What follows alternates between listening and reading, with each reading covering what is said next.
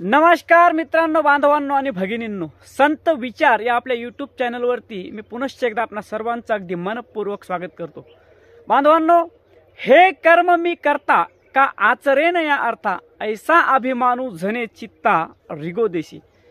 माऊली आपल्याला या ओवीमध्ये सांगतात की स्वधर्म आचरत असताना, स्वतःचं कर्म करत असताना, तुम्ही कुठल्याही प्रोफेशनमध्ये असो, तुमचं काम करत असताना दोन गोष्टी कटाक्षाने टाळाव्यात, आणि त्या म्हणजे कर्माच्या कर्तृत्वाचा अहंकार नको आणि कर्मफळाची अपेक्षा नको।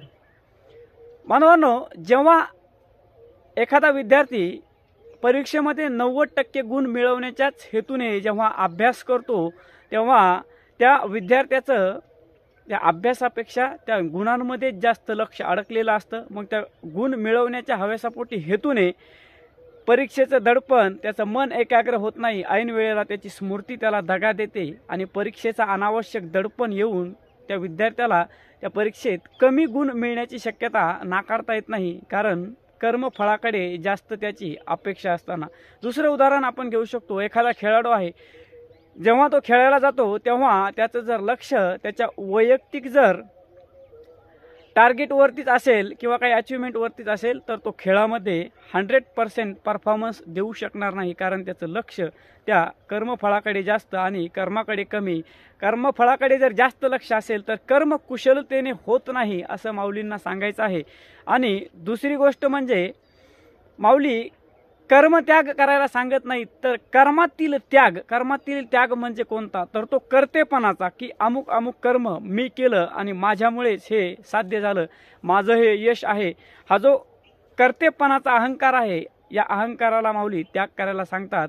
की जेव्हा एखादा विद्यार्थी परीक्षेमध्ये घवघवीत यश मिळवतो, तर मित्रांनो ते यश त्याच्या एकट्याचं असतं का, तर ते बिलकुल नाही। त्या यश जे आहे ते यश वास्तविक सर्वांच्या प्रयत्नांचा एक परिपाक असतो।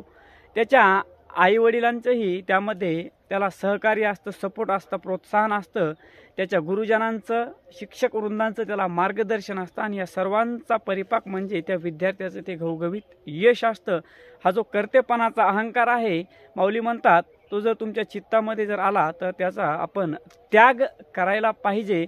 हेच माऊलींना आजच्या या ओवीमधून सांगायचं आहे। दोन गोष्टी, कर्माच्या कर्तृत्वाचा अहंकार नसो आणि कर्मफळाची अपेक्षा नको।